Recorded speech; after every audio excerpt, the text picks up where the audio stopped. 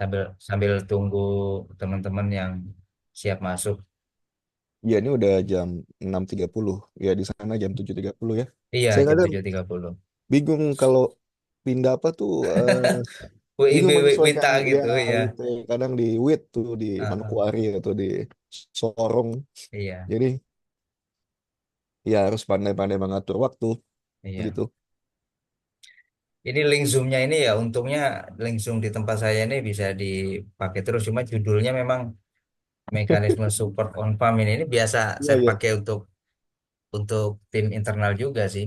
Ya ya ya. Ya saya Mm-mm. lihat waktu saya record minggu lalu kan ini kok farmer farmer Ih, ininya ini. ini biasa kan juga saya pakai Zoom untuk kalau pas ada support ke customer yang Hmm. di luar Makassar. Jadi biar tetap bisa komunikasi akhirnya ya lewat lewat Zoom gitu. Nah, terakhir kemarin itu support ke customer di Sumba. Sumba, Sumba. Nah, di Sumba NTT. Hmm. Ya, sekarang saya tanya Pak Sofian lagi di mana posisi ini? Di Ini di Makassar. Makassar ini baru Oh di datang Makassar. juga saya dari Manado kemarin. Iya iya. Mm. Saya kira masih di luar kota gitu. Iya, kemarin baru datang di Makassar. Terus mungkin pekan depan sudah ke luar kota lagi nih. Iya iya itu memang bagian dari pekerjaan. Ya, Itu namanya yang prajurit kan gitu iya kan. betul betul kemanapun. Itu kadang saya pernah mencapai titik jenuhnya di situ Pak Sofian di ASN itu. Hmm. Hmm. Jadi maksudnya ini Pak Gusti betul-betul lepas dari ASN ya? Sementara lepas. Maksudnya sementara lepas itu gimana?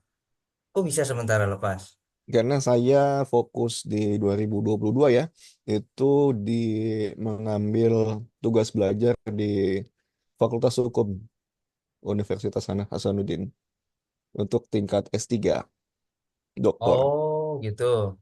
Mm, mm, mm. Jadi cuti dinas dulu, Iya, tugas belajar tugas sementara. belajar. Di mana? Di Makassar, Hasanuddin University, Universitas Hasanuddin. Di Unhas, ambil doktornya Ya, ya. doktor ilmu hukumnya. Ilmu hukum Itu doktor. Tapi ambil S1 juga di UT. ya S1, saya sebetulnya waktu sebelum ambil S3 itu sudah mematangkan, sudah mematangkan materi S1 dan S2 ilmu hukum. Hmm, Jadi untuk secara legitimasi untuk mengambil S3 hukum itu kan minimal harus punya basic hukum kan. Nah iya, di iya, situ iya. saya digembleng tuh. Tapi Jadi kalau saya secara secara non formal ya akademisinya dari S1 hukumnya belum ya? belum. Nah Oh makanya gitu. saya mau formalkan kemampuan saya di S1 di. Ya, ya, ya, Ya ya. lah. Jadi saat ini double dong, sedang S1 di UT Hukum sekaligus S3 Hukum di Unhas. Ya S3 Komnas. Mungkin sebentar lagi tamat ini Pak Sopyan. Tinggal sebentar Wow. tutup Ya, ya, dan ya. promosi nanti. Sudah ini ya, sudah tahap akhir disertasi ya. Ya udah disertasi selesai. Ya, selesai. Tinggal pengabdian masyarakat aja nih nulis-nulis jurnal Hmm. Scopus. Kemarin terbit itu di MDPI Scopus Q1 Q2 itu Saya itu masih belum begitu terbaru. paham itu apa namanya penjenjangan tentang Q1, Q2, Scopus atau apa yang namanya itu berkaitan dengan jurnal. Saya masih masih belum begitu memahami. Jadi eh, ya masih awam banget sih tentang jurnal-jurnal internasional gitu. Iya kan persyaratan internasional itu di tingkat S2 Pak Sopyan. Hmm. Di tingkat magister itu mesti syarat untuk lulus itu menulis satu artikel dengan Ya. level internasional. Nah, kalau untuk Q-nya itu kan berdasarkan reputasi. Paling tinggi Q1, paling rendah Q4. Nah, Q4 ini yang berbanyak sekali ada. Karena ada yang bersifat official, ada juga yang bersifat predator Hmm. untuk tingkat Q4. Q tadi level ya. Saya pikir Tapi kuarter terbitnya kuarter 1, kuarter 2, kuarter 3. Ternyata bukan ya. Tapi apa namanya itu ada semacam level grade ya. grade. tingkat grade, reputasi grade, jurnal itu. jurnal. Terus kalau Mm. Scopus itu maksudnya apa, Pak Gusti? Scopus nama ininya, nama tingkatannya. Scopus itu berarti indeksnya, indeksnya internasional. Kan ada Scopus, ada Sinta. Kalau Pak Sofian pernah dengar, Oke, dari ya. indeks Sinta. Indeks Sinta Sinta itu itu Indonesia. Indonesia. Mm. Hmm. Itu nama indeks. Entah siapa yang menemukan nama-nama itu saya kurang paham juga. Karena Jadi yang ada familiar itu Scopus, Sinta. ada Sinta, ada apa lagi Ya, dua begitu itu. ya, dua Iya, itu. Dan dua itu untuk yang familiar. persyaratan persyaratan magister ataupun doktoral harus Scopus, harus dipublish di Scopus, Scopus yang saya tahu di Scopus, di Unhas. Betul. di Scopus dan minimal Q3 atau Q4. Bebas, bebas. Oh Yang jelas gitu. terindeks Scopus. Untuk grade-nya bebas. Dan tingkat kesulitan masuk ke Scopus itu seberapa sulit? Levelnya sangat sulit karena banyak artikel yang masuk, hanya sedikit yang diterbitkan. Contoh kayak tingkat Q1, Q2, itu setahun itu cuma 2 kali terbit, Pak Sopian. 6 bulan aja ya. 6 bulan sekali itu pun Hmm. hanya terbatas 20 sampai 25 artikel Oh, yang diterbitkan. bottlenecknya luar biasa berarti. Iya, sedangkan artikel yang masuk dari penulis itu kan sampai ribuan Betul, betul. se-internasional itu. Nah, beda kayak Q4. Q4 itu bisa setiap bulan dia Hmm. terbitkan. Apakah itu yang akhirnya jadi memunculkan peluang ya Ya, main ya mata atau komersialisasi apa gitu, pendidikan. komersialisasi gitu. Ya, ya Masuk itu yang saya angkat juga mm-mm. tuh. Yang Saya kemarin kritisi. rame-rame di ULM itu juga ya. Aduh. Ya. Mm-mm. Sebetulnya memang apa namanya ini Scopus ini kan syarat lulus. Syarat Artinya lulus. secara esensi manfaatnya itu manfaat tulisan kita tuh tidak dirasakan secara langsung, gitu kan? Ya, betul. Ya enggak? Betul, Kita tulis betul. misalkan artikel terbitnya di Swedia, yang baca siapa? Nggak ada orang Indonesia baca itu, hanya sebagai Terus syarat saja. kalau secara administratif sebetulnya apa ini? Apa ya namanya? Filosofi urgensinya bahwa untuk doktoral atau untuk master itu harus terpublikasi satu atau dua atau tiga di jurnal yang terindeks Scopus minimal Q berapa begitu itu filosofinya gimana Pak Gusti? Filosofinya, maknanya itu adalah peningkatan rating kampus, Pak Sofian. Jadi Oh, indeks kampus itu rating secara internasional itu salah satu indikatornya adalah banyaknya jurnal terindeks Scopus yang diterbitkan dalam suatu kampus. Bayangkan kalau satu mahasiswa satu angkatan ada 100 atau 200 mahasiswa, dalam tiap tahun kan terbit sekitar 200 jurnal Scopus. Nah, ini yang menaikkan rating kampus seperti mhm. itu. Iya iya iya ya. Pamor ya, Semakin tinggi ratingnya, iya, akreditasi kampus popularitas. juga akan naik, betul. Ya ya. Akreditasi A, B, unggul atau baik, termasuk UT juga kan. Itu itu di sana ranahnya. Salah satunya yang saya lihat ya. Iya. Tapi kalau untuk kemanfaatannya terhadap kepentingan bangsa dan negara itu nggak ada. Hampir tidak ada. Iya. Saya ada Itu. dengar cerita dari tetangga depan rumah.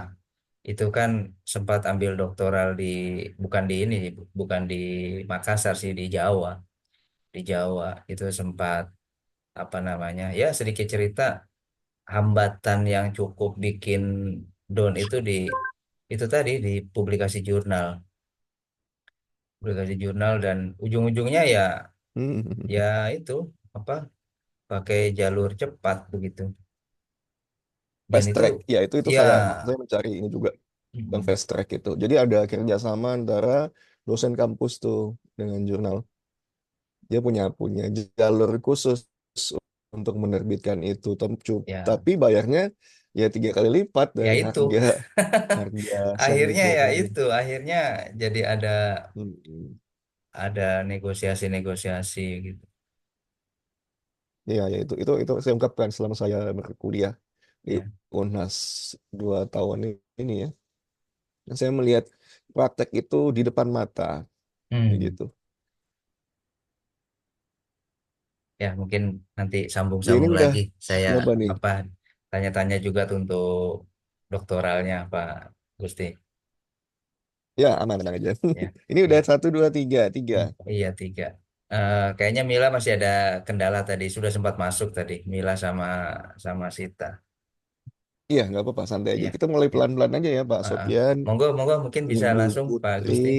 dengan Ada Putri sama Pak Gilang ya, Gilang dan Mas Gilang dan open cam aja Mas Gilang. Kalau lagi nggak di jalan. ya santai aja. Kita Hmm. relax, Hmm. kita diskusi santai. Ya kita mulai ya. Monggo, monggo silakan Pak Billy. Saya mute ya. Oh ya sebentar, saya belum posisikan co-host. Make co-host Pak Gusti Anom. Oke, silakan.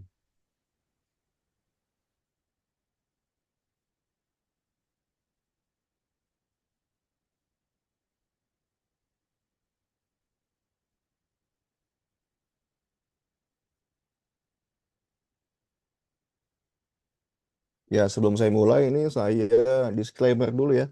Saya kalau menyajikan suatu materi itu jarang menggunakan PowerPoint atau PowerPoint dengan teks, atau biasa dalam istilah akademisnya Power Text. Jadi banyak tulisan, kemudian presenter membacakan. Jadi saya bukan model-model seperti itu, karena biasanya saya buat itu model model point to point gitu. Sisanya saya jelaskan supaya kita ada dialektika nanti diskusi dalam setiap slide yang saya sajikan. Gitu ya teman-teman sekalian ya. Nah, sebelum saya masuk ke pertemuan sesi kedua, saya review dulu pertemuan kemarin di sesi satu. Nah, sesi satu kemarin itu di minggu lalu, kita sudah mempelajari mengenai konsep ilmu negara.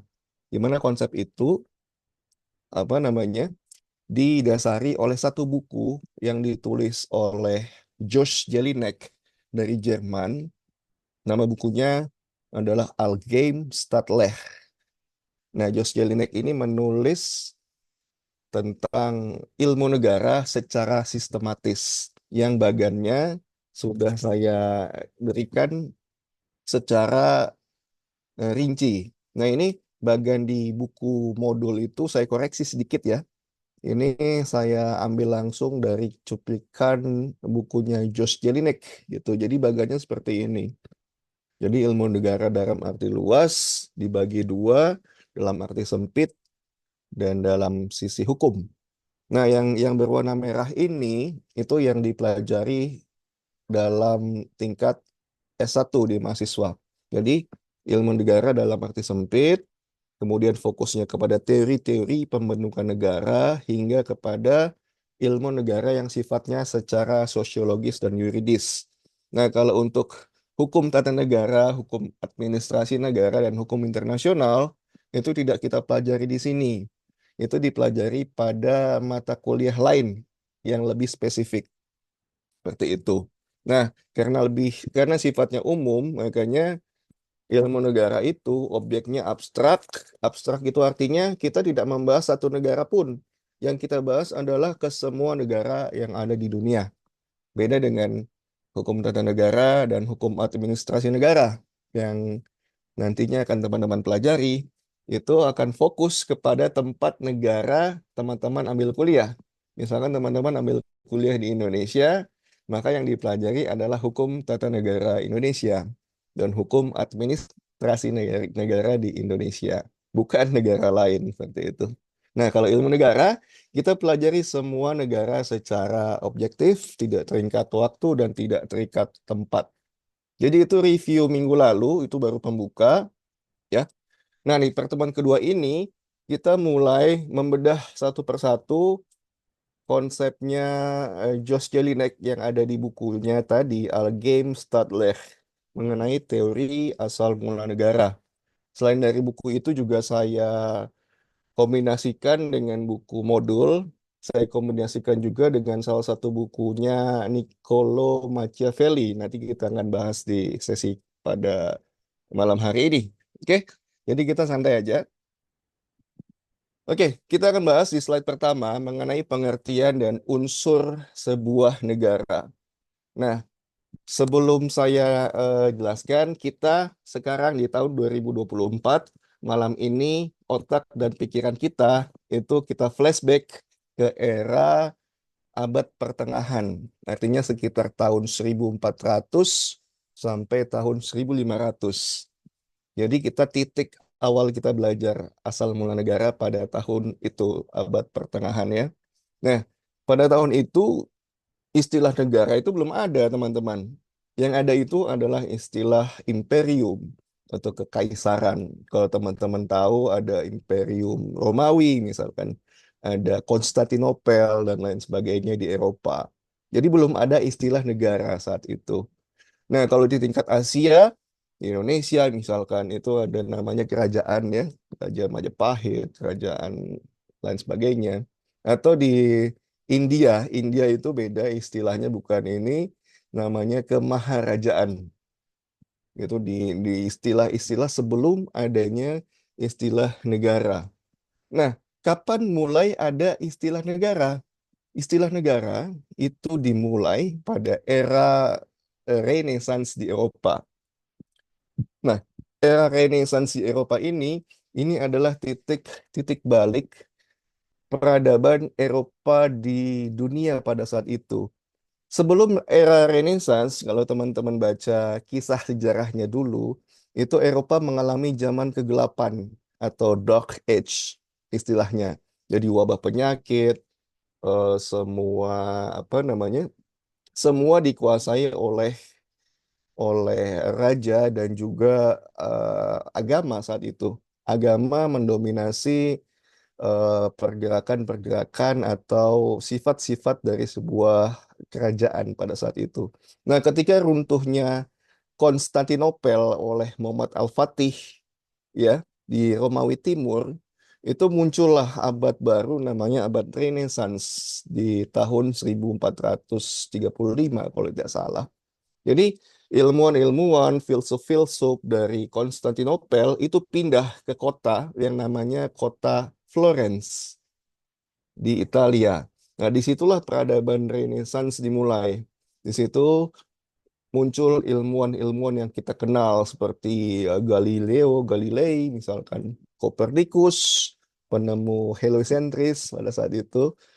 Dan yang paling penting pada titik itu adalah ditemukannya atau dibuatnya mesin cetak. Sehingga informasi, penyebaran informasi jauh lebih tinggi pada saat itu. Nah, disitulah muncul istilah negara yang ditulis oleh salah satu apa namanya tokoh ya. Kalau teman-teman nama tokohnya Niccolo Machiavelli dalam bukunya Il Principe, kalau bahasa Italianya Il Principe. Kalau bahasa Inggris The Prince. Kalau bahasa Indonesia Sang Pangeran. Itu ada bukunya ya, teman-teman bisa baca. Nah, istilah il- istilah negara itu ditulis di Niccolo Machiavelli itu dalam nama Lo Stato kalau tidak salah. Lo Stato itu negara pada saat itu. Ya, di sini ya. Lo Stato. Nah, tapi kalau teman-teman bedah bukunya Niccolo Machiavelli ini itu mengajarkan bagaimana menguasai negara secara diktator, secara apa namanya, raja berkuasa mutlak pada saat itu. Itu tulisan Il Principe-nya Niccolo Machiavelli. Jadi Lo Stato itu kalau mau sukses itu lebih baik raja atau kepala negara itu ditakuti daripada dicintai. Jadi itu ajaran dari Niccolo Machiavelli dalam bukunya Il Principe. Tapi di sini sebagai titik di mana istilah negara pertama kali eh, di ditulis secara formal dalam bukunya Niccolo Machiavelli dalam bahasa Italia yang disebut Lo Stato. Kalau bahasa Inggris namanya Elstat kalau tidak salah. Gitu. Nah, sampai sini teman-teman ada yang mau didiskusikan sebelum kita masuk ke unsur negaranya?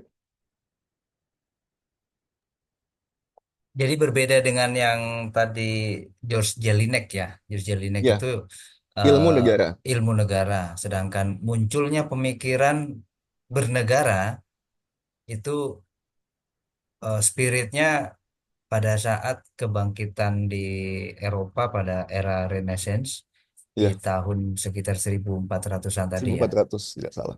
Oh ya, kalau boleh di review ke belakang tentang George Jelinek itu berarti lebih dulu Machiavelli dibanding Lebih dengan dulu Machiavelli, betul, lebih dulu dibanding George Machiavelli. Jelinek. Setelah itu Nah, baru muncullah ilmu negara George betul. Yang Jelinek. dipelajari di kampus-kampus Oh Eropa ya, pada saat itu. baik baik Jadi ya. itu urutannya. Makanya tadi saya disclaimer, kita kembali ke abad pertengahan. Gitu. Ada lagi dari Mbak Putri atau Pak Gilang? Ya, boleh Pak Gilang, silakan. Sebelum kita bahas unsur-unsurnya.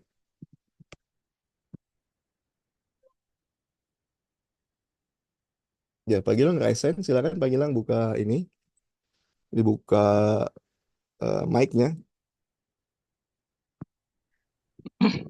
Oke Pak, dengar Pak. Yes, jelas, sangat Oke, jelas. ya. Ini yang saya mau tanyakan dari segi pengakuan internasional, perbedaan de facto dengan de jure itu apa ya Pak? Oke, baik. Baik, ya. Nanti kita bahas itu. Oh, Kita belum bahas itu, Pak Gilang, tapi nanti kita akan bahas. Kita kupas secara tuntas. Ada lagi sampai ke titik Machiavelli, mungkin Pak Gilang? saya kiranya nggak ada Pak. Oke, oke, baik. Ya, kita lanjut ya. Jadi, sesuai urutan tadi, kita kembali ke flashback ke masa era pertengahan. Awal mulanya istilah negara itu dikenalkan oleh Niccolo Machiavelli. Ya, dalam bukunya Il Principe. Nah, kalau teman-teman mau baca Il Principe ini ada terjemahannya. Bahasa Indonesia, Sang Pangeran. Itu bukunya warna merah. Kalau tidak salah saya tulis di sini ya. Il Principe, ada Sang Pangeran. Tapi kalau teman-teman baca, ini ini sifatnya apa? Buku ini sifatnya mengajarkan kita menjadi pemimpin yang otokratis. Saya nggak tahu Jokowi baca buku ini atau enggak ya. Tapi saya rasa sih Jokowi tidak baca ya, karena dia bacanya komik. Ya, Komik Shinchan. Hitler baca, Napoleon baca, Jokowi nggak tahu, mungkin nggak baca dia. Gitu. Oke, baik. Kita masuk ke unsur atau elemen negara yang ada di yang saya sumbernya itu dari deklarasi Konvensi Montevideo di Uruguay pada tahun 1933. Ini udah era-era sekarang ya. Nah, di sana dalam konvensi itu ditetapkan bahwa suatu negara harus punya minimal itu empat unsur. Yang pertama tentu saja ada wilayah, yang kedua ada penduduk, yang ketiga pemerintah yang berdaulat ya. Yang keempat itu adanya pengakuan internasional.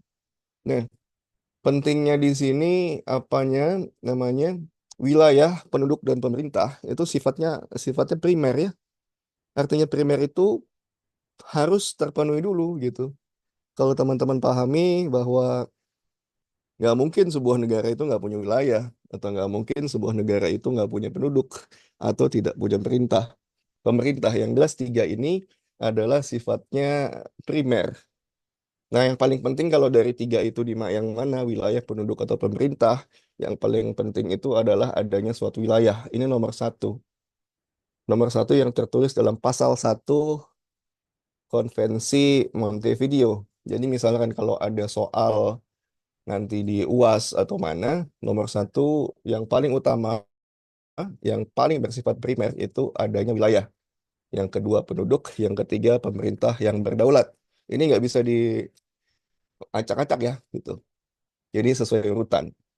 Nah, yang keempat, ini sifatnya deklarasi, pengakuan internasional. Artinya ketika sudah ada wilayah, ketika sudah ada penduduk, dan ada pemerintah, fungsinya pemerintah ini adalah melakukan deklarasi secara internasional supaya diakui oleh negara lain bahwa terbentuknya suatu negara. Nah, ini yang tadi kita dibahas oleh yang ditanya oleh Pak Gilang, ini ada tiga jenis.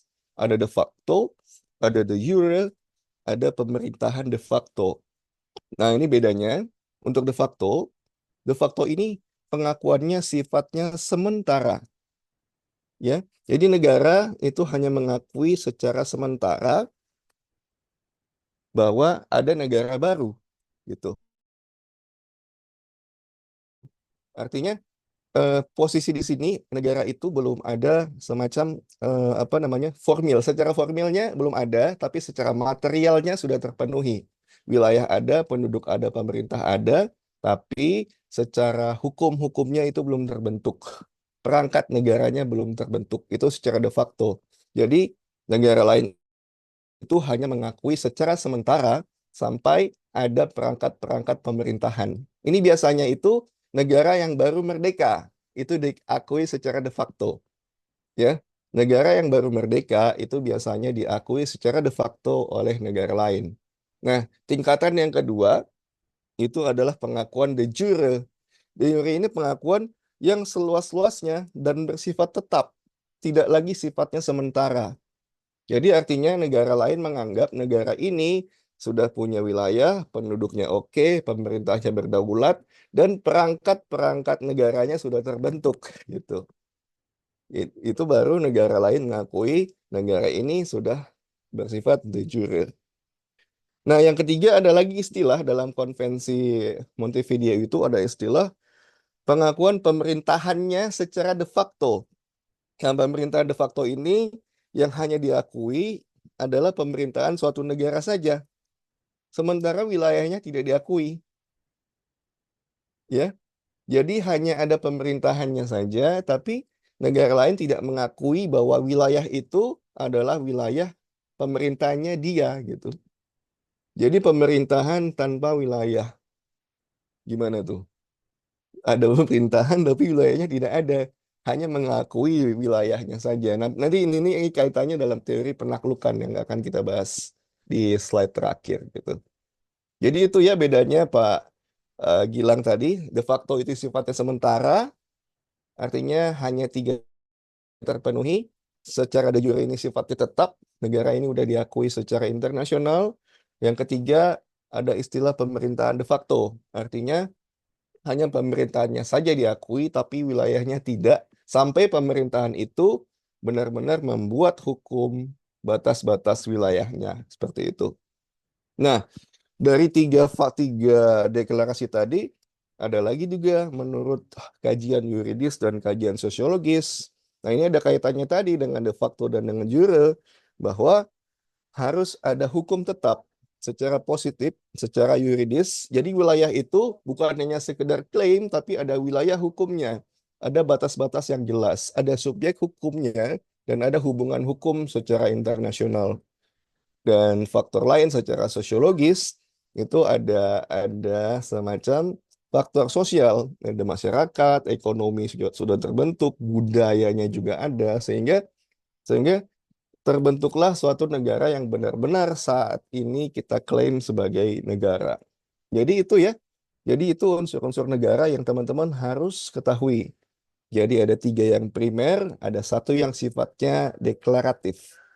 Nah, deklaratif ini juga ada tiga, de facto, de jure, dan pemerintahan de facto. Itu. Sampai sini ada yang mau didiskusikan atau ada argumen lain? Silahkan. Saya buka. Ya, silakan Pak Gilang. Ya, tadi ini kan bisa disebutkan contoh-contoh negara yang deklaratifnya bersifat pemerintahan de facto. Contohnya saja apa, Pak? Contoh negaranya. Ya, ini karena sifatnya abstrak dan umum, Pak Gilang, kita tidak bisa menyebutkan negara mana. Dalam kajian literatur manapun, negara ini termasuk pemerintahan de facto itu tidak ada arsipnya, Pak Gilang. Ini tadi kembali ke yang saya jelaskan tadi, Rivita, di ilmu negara ini ilmu yang sifatnya umum, abstrak, dan berlaku untuk semua negara, gitu.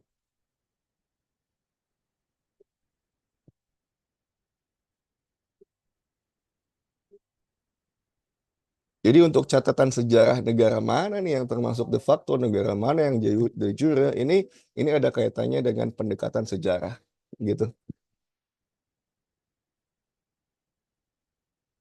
Nah, tapi nanti kita akan bahas tuntas ini pada teori penaklukan. Nanti mungkin kita bisa identifikasi negara mana yang termasuk dalam pemerintahan de facto, gitu. Ada lagi? Silakan, silakan. Mbak Putri atau Pak Sopyan Saya dengan saya unsur izin negara. izin. Ya, silakan. Ya, Jadi kalau saya sambil buka BMP ini ya, sambil buka BMP di modul 2 Ya, ya, jadi ternyata dengan melihat satu slide yang di summary oleh Pak Gusti Anom, ini pas saya buka BMP, ini sudah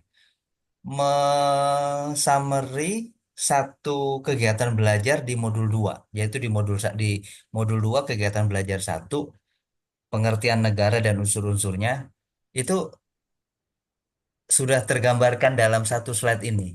Jadi saya menyimpulkan kegiatan belajar satu, pengertian negara dan unsur-unsurnya, itu dengan tiga pendekatan. Pendekatan pertama secara klasik, pendekatan kedua secara yuridis, pendekatan ketiga secara sosiologis.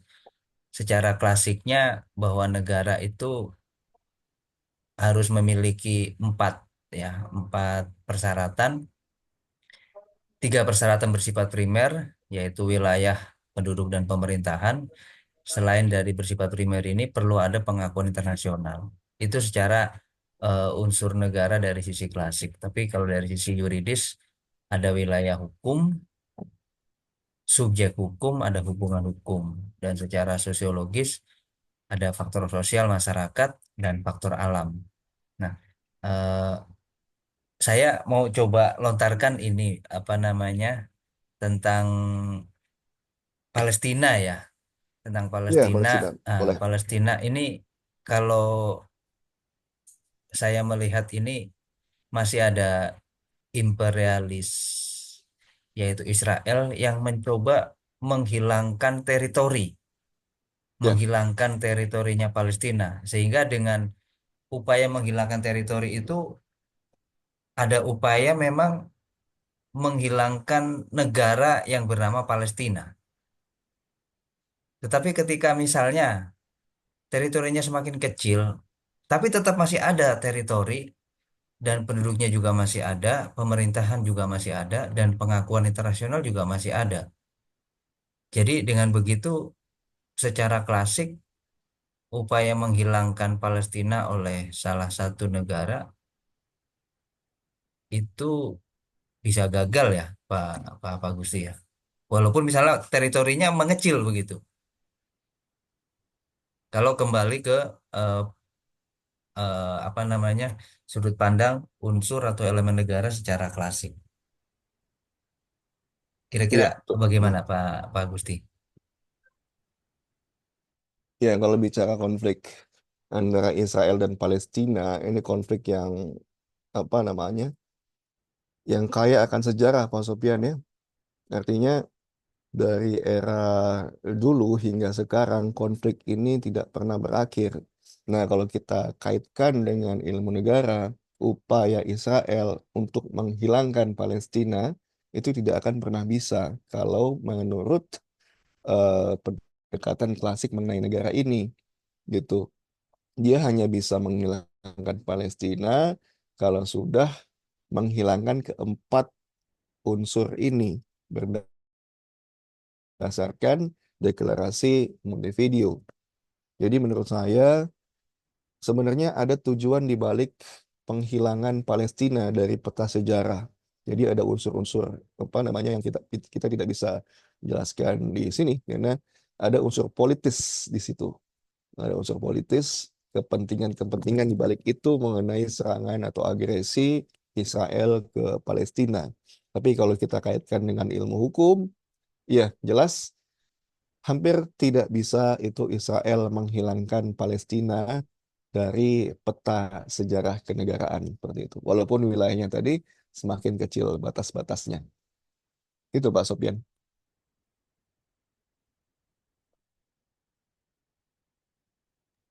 Terus dari sisi ini Pak Gusti, eh, saya lupa ya, kalau nggak salah sih Fahri Hamzah yang sempat menyatakan. Jadi bahwa terbentuknya negara itu muncul karena adanya keinginan dari masyarakat, keinginan dari penduduk untuk bersatu, untuk bersatu dari berbagai etnis, dari berbagai latar belakang, dari berbagai perbedaan, memunculkan rasa ingin bersatu menjadi sebuah negara. Apakah pemikiran yang disampaikan Fahri Hamzah ini masuk kategori sosiologis? Ya, pemikiran Fahri Hamzah ini murni bukan atas pemikiran dia, tapi atas adanya counter argumen dari teori perjanjian, Pak Sofyan. Dalam teori perjanjian itu nanti kita akan bahas ya. Itu itu terbentuknya suatu negara memang betul ada ikatan masyarakat yang kuat untuk membentuk suatu negara. Tapi ini merupakan suatu counter argumen dari teori perjanjian. Nah, nanti kita akan bahas kupas tuntas itu di slide terakhir, Pak Sofyan, mengenai pendapat Pak Hari Hamzah ini. Yang menurut saya bukan murni dari pemikiran beliau, tapi tokoh-tokoh yang anti dengan teori perjanjian. Begitu. Nanti kita bahas itu.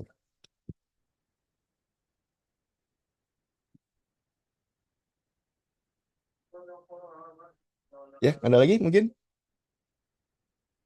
Jadi keinginan masyarakat itu nanti itu adalah suatu counter argumen dari teori perjanjian. Nah, apa itu teori teori perjanjian? Kita bahas nanti satu persatu, poin demi poin. Oke, ada lagi? Ya, ini ada chat, saya buka. Ini nyimak sambil jaga ponakan. Iya, oke, nggak apa-apa. Iya, Mbak Putri. Oke, kita lanjut lagi ya. Kita pelan-pelan aja, santai. Hakikat negara. Nah, oke, kita tadi sudah tahu sejarah istilah negara, kita sudah memahami unsur-unsur negara. Sekarang ada istilah filosofis nih, hakikat negara, hakikat dari suatu negara. Nah, sebelum saya masuk ke sini, hakikat itu adalah suatu penggambaran sifat negara. Kalau dalam diri kita, hakikat itu sesuatu esensi, sesuatu yang sifatnya abstrak, tidak bisa diukur secara konkret. Nah, saya mau tanya nih, hakikat teman-teman kuliah di UT ini apa sih? Mungkin dari Pak Sopian. Pak Sopian, pernah nggak berpikir secara filosofis, hakikat secara abstrak, satu kata, mengapa Pak Sopian ini kuliah di UT S1? Agak sulit saya menjawabnya, Pak. Nah, ya. Betul. Sebelum kita memasuki pikiran tokoh-tokoh ini ya, Ya, hakikat Pak Sopian ikut UT ini apa sih? mengetahui hukum, Mengetahui hukum. mengetahui hukum. Oke, ya. Mengetahui hukum. Hukum kalau udah tahu, ini masih bersifat konkret sih Pak Sofian. Mengetahui itu sesuatu yang bisa diukur. Ada parameternya, ya kan? Berarti ini belum termasuk hakikat. Gitu. Atau ada lagi, ada lagi. Atau dari Pak Gilang misalkan. Pak Gilang hakikatnya apa sih kuliah di UT ini? Hakikat Pak Gilang kuliah di UT ini apa gitu? Menggali ilmu hukum sedalam-dalamnya. Menggali ilmu hukum sedalam-dalamnya. Nah, menggali ini juga ada ukuran ini ya, ukuran konkretnya, menggali gitu. Menggali hukum. Ya, jadi hakikat itu nanti di tingkat S3 nanti mudah-mudahan teman-teman ada kesempatan untuk belajar filosofi secara mendalam mengenai esensi dari suatu hakikat. Jadi intinya sebetulnya hakikat kita kuliah itu adalah keseimbangan, menyeimbangkan. Hakikat kita kuliah mengambil S1, S2, S3 itu hakikatnya atau esensinya adalah menuju kepada suatu keseimbangan, ya, keseimbangan hidup. Jadi hidup itu tidak akan seimbang kalau ya misalkan Pak Sopyan butuh butuh mengkaji hukum untuk apa namanya untuk pekerjaannya, maka Pak Sopyan harus menyeimbangkan dengan kuliah di S1 Hukum UT gitu. Atau Pak Gilang misalkan ada kebutuhan apa, ya saya butuh nih untuk menaikkan income saya di pekerjaan atau menaikkan pangkat saya butuh kuliah. Nah, itu untuk menjaga suatu keseimbangan hidup gitu. Jadi hakikat kita kuliah itu adalah menuju hidup yang seimbang. Jadi itu ya, itu sekedar sharing aja. Nah, sama halnya juga dengan pemikir-pemikir dari Yunani ini. Jadi untuk menentukan suatu hakikat suatu negara, ini butuh perenungan atau kontemplasi yang mendalam mengenai suatu negara. Sehingga ini kalau teman-teman baca di modul itu panjang, saya hanya merangkum satu kata berdasarkan konsep hakikat tadi yang sifatnya abstrak. Jadi Socrates, ya, Socrates ini berpendapat bahwa hakikat sebuah negara itu adalah demokrasi. Karena pada saat itu di zaman Yunani kuno, zaman ketika apa namanya dewa-dewa diagung-agungkan, Socrates ini berpendapat berkontemplasi bahwa hakikat suatu negara ini adalah suatu demokrasi di mana kehidupan semua manusia itu menginginkan kehidupan yang aman, tentram, dan setara. Demokrasi itu artinya kehidupannya setara. Jadi tidak ada kelompok yang dominan, semua sama pada saat itu. Jadi itu konsepnya hakikat dari Socrates adalah demokrasi. Nah, kemudian Socrates mengajarkan ilmu-ilmu ke Plato. Nah, Plato ini muridnya dari Socrates ya. Ini makanya saya urutkannya miring seperti ini. Jadi Socrates, gurunya si Plato. Nah, Plato juga melakukan kontemplasi terhadap satu hakikat negara. Nah, ditulis dalam bukunya, ini di sesi minggu lalu saya jelaskan, bukunya Polis ya, bukunya. Di situ hakikat sebuah negara itu adalah sebuah idealisme, ya. Karena kebutuhan-kebutuhan manusia yang beragam, maka sebuah negara itu hakikatnya adalah adanya idealisme dari masyarakat-masyarakat. Hilangnya idealisme masyarakat, menurut dia, itu berarti adalah hilangnya sebuah negara pada saat itu. Nah, kemudian diturunkan lagi oleh muridnya Plato yang bernama Aristoteles, ya. Jadi ini tiga ini guru dan murid nih hubungannya nih. Nah, Aristoteles memiliki hakikat yang berbeda dengan gurunya dan gurunya. Gitu. Jadi Aristoteles ini juga ada bukunya juga ya, bukunya kalau nggak salah Etik. Aristoteles menulis di Etik bahwa unsur sebuah negara, hakikat sebuah negara itu adalah ajaran sebuah hakikat realisme atau kenyataan. Ya, jadi menurut Aristoteles ini sebagai apa namanya, sebagai sebuah kodrat masyarakat, masyarakat itu mempunyai sifat-sifat yang apa, yang realistis gitu, bahwa untuk hidup, untuk membuat suatu negara harus ada kenyataan-kenyataan yang harus mereka hadapi. Jadi sebuah negara itu tidak lempeng-lempeng aja menurut dia. Dalam membentuk suatu negara atau suatu kota pada saat itu yang namanya polis, itu ada konflik-konflik, ada masalah dalam masyarakat. Sehingga ajaran dia menurut negara itu pasti ada kepentingan dari suatu masyarakat. Makanya hakikat negara menurut dia itu hakikat ajaran realisme seperti itu. Jadi ini ketiga perbedaan guru dan murid mengenai hakikat sebuah negara. Socrates lebih ke demokrasi, Plato ke idealisme, Aristoteles kepada realisme yang sesuai dengan kenyataan yang dia lihat gitu. Nah, kemudian setelah filsuf Yunani ini mengutarakan hakikat, ada literatur lain dari tokoh-tokoh di Jerman ya. Ini tokoh-tokoh di Jerman ini memang cikal bakalnya pemikiran tentang ilmu negara ya. Di sini ada tokoh namanya Oppenheimer. Kalau teman-teman udah nonton filmnya, Oppenheimer ini kalau tidak salah itu penemu bom atom ya. Jadi hakikat menurut dia sebuah sebuah negara itu adanya eh, suatu dominasi antara kelompok yang kuat dan kelompok yang lemah.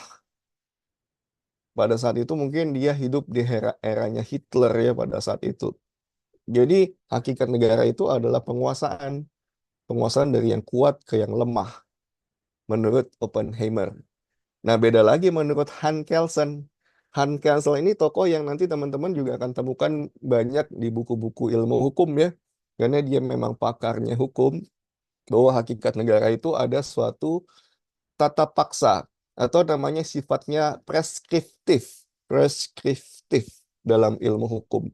Jadi suatu negara itu hakikatnya adalah suatu masyarakat itu harus dipaksa dalam aturan-aturan hukum untuk apa namanya untuk terbentuknya suatu negara tadi.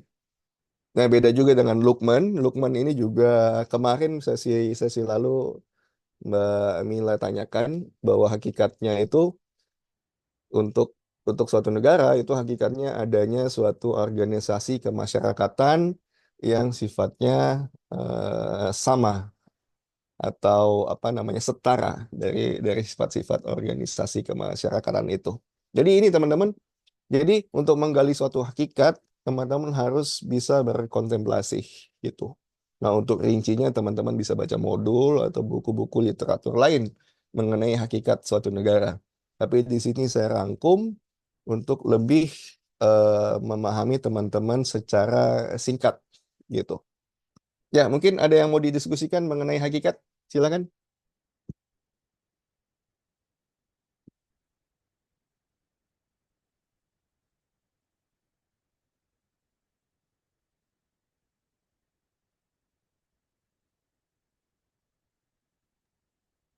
Ya, saya Pak Gusti. Ya, kita diskusi. Enak deh. Iya, saya saya berterima kasih sekali Pak Gusti. Jadi eh, di buku UT itu kan memang penjelasan itu panjang, penjelasan panjang dan perlu effort untuk bisa akhirnya membuat satu kesimpulan. Jadi contoh seperti ini ya, hakikat negara dijelaskan oleh Socrates, Plato, Aristoteles. Ini mungkin pada saat membaca kita nggak bisa cepat ya, nggak bisa cepat menemukan satu kata kunci. Dan ini dengan bantuan Pak Gusti, saya berterima kasih sekali. Jadi betul-betul eh, sudut pandang hakikat negara dari berbagai apa ya ahli langsung muncul ininya, sudah langsung bisa terlihat kata kuncinya. Socrates melihat hakikat negara sebagai untuk demokrasi, Plato idealisme, Aristoteles realisme, Oppenheimer itu penguasaan dari yang kuat ke negara yang lemah. Dan Kelsen bahwa negara memaksa masyarakat untuk mentaati yang Logeman bahwa negara itu adalah kumpulan atau organisasi dari masyarakat. Belum tentu saya pada saat membaca itu bisa langsung menemukan langsung satu kata kunci ini, tapi dengan penjelasan dari Pak Gusti ini membantu sekali nanti pada saat kita memahami isi modul, isi BMP, ini betul-betul menjadi lebih terarah. Jadi terima kasih sekali Pak Gusti sudah sudah apa me- membantu kita semua ini di di kelas ini nih. Jadi itu sih Pak Gusti. Terima kasih. Ya, baik. Ada lagi Pak Gilang atau Mbak Putri mungkin? Nggak apa-apa via chat, boleh. Ya, jadi eh, Pak Sopian, kalau saya mengajar mahasiswa, itu saya ajarkan mahasiswa untuk bisa berpikir secara deduktif. Berpikir secara deduktif ini saya terapkan kalau saya menyajikan sebuah seminar atau mengajar. Jadi dari bacaan yang panjang, saya rangkum dengan beberapa kalimat, beberapa kata. Nah, ini kebetulan konteksnya hakikat. Dalam konteks hakikat itu, kita bisa merangkum satu paragraf itu menjadi satu kata yang bersifat abstrak. Jadi dari poin-poin, kalimat-kalimat, suatu kalimat, 10-12 kalimat itu, kita bisa berpikir secara deduktif, merangkum ke 12 kalimat itu menjadi satu kata. Itu disebut dengan pemikiran deduktif. Nah, pemikiran induktif sebaliknya. Biasanya saya mengajarkan mahasiswa itu dalam satu kalimat, terutama mahasiswa hukum ya. Dalam satu kalimat, coba menarasikan satu kalimat itu menjadi sekitar 100-200 kata. 100-200 kalimat menurut saya. Itu menguraikan secara pemikiran induktif. Jadi itu dua dua jenis pemikiran yang biasa saya ajarkan ke teman-teman mahasiswa, terutama mahasiswa S1 ya. Kalau S2 itu udah beda pemikirannya gitu.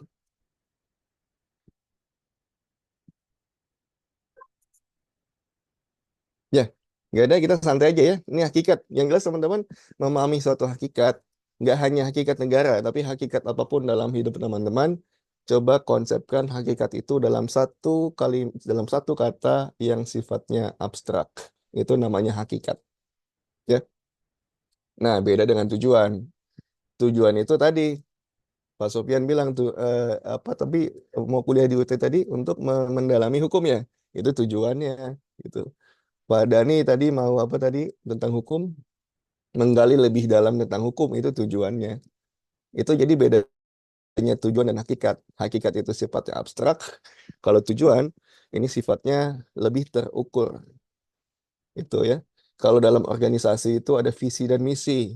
Visi itu hakikatnya, misinya itu adalah tujuannya. Itu bedanya.